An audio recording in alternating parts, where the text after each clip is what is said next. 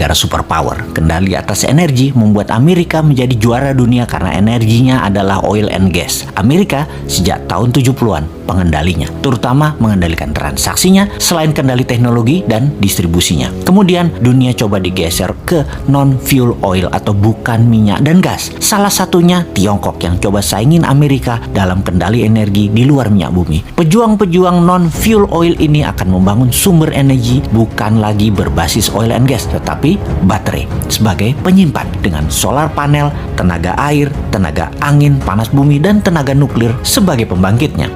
Sekali lagi, kita ingatkan kalau Indonesia mau jadi negara superpower, Indonesia harus punya sesuatu yang didominasi sebagai alat tekan. Sungguh, menjadi negara superpower wajib ada yang didominasi terutama kekuatan militer dan punya banyak alat penekan.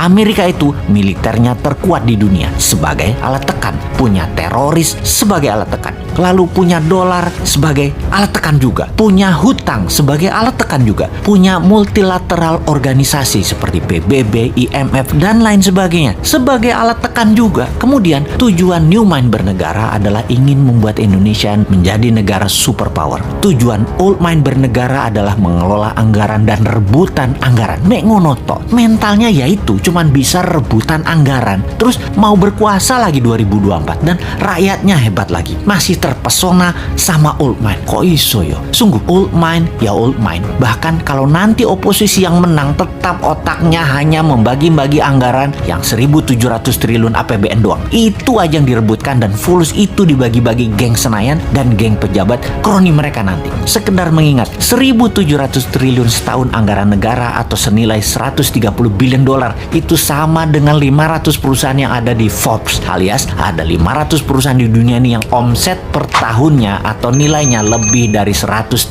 billion dolar. GE misalnya, omsetnya 250 billion dolar, lebih besar dari APBN Indonesia, dan untuk mengelolanya hanya perlu seorang CEO, bukan presiden. Bahkan tidak harus membelah dua negara, bukan harus membelah kampret, cebong, kadal gurun. Membelah dua bangsa Indonesia itu tidak saling tuduh antar ras, yang satu berbungkus agama, yang satu berbungkus materi jadi takut miskin. Alphabet misalnya, perusahaannya Google, nilainya kalau valuasinya saat ini adalah 600 billion dolar. Tesla itu 300 billion dolar. Apple 1.000 billion dolar atau 8 kali APBN Indonesia. Semuanya jauh di atas APBN Indonesia yang diperebutkan setiap 5 tahunan oleh para politisi yang niatnya katanya untuk rakyat padahal tidak. Makanya kalau Old Mind masih mau jadi pemimpin, paling pol yaitu eker-ekeran APBN. Beda kalau New Mind yang jadi, asli beda, nggak rebutan APBN, pada rebutan punya proyek bisnis pribadi dan korporasi yang berjalan baik karena mereka nanti bisa dapat pinjaman 5 kali lipat dari nilai aset yang bunganya 0%. Jadi APBN yang dalam setahun nilainya 130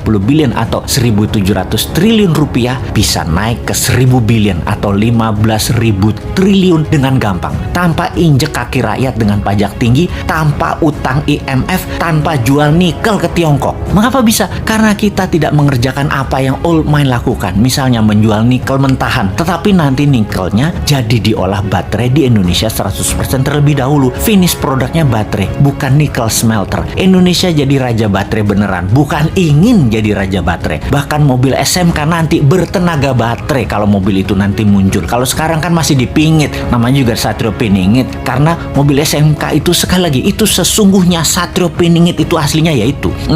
Tapi maaf nih ya, kita ada ketakutannya. Apa yang kita takutkan nih kaum New Mind? Yang New Mind takutkan dalam 3 tahun lagi cadangan nikelnya habis dihajar Tiongkok dan kita nggak ada sisa apa-apa. Jadi deh Tiongkok punya cadangan nikel processes untuk 20 tahun ke depan dan jadi raja baterai dunia. Biar deh mimpi kita punya dan mengendalikan baterai. Duh, gemes banget bernegara ini Old Mind, Old Mind. Kok bisa ya pada nggak nyadar bahwa sumber daya alamnya dikerjain pejabat di puncak, bahkan pucuk pimpinan pun nggak sadar dikerjain anak buahnya. Padahal kan tahu untuk jadi negara superpower kita harus ada yang kita dominasi, yaitu dominasi kita harusnya kuasai baterai sebagai komoditas juga sebagai alat tekan. Lah kok Tiongkok yang punya bahan baku dan yang mengendalikannya. Tapi sudahlah, kita cuma bisa menjerit. Ampun Gusti.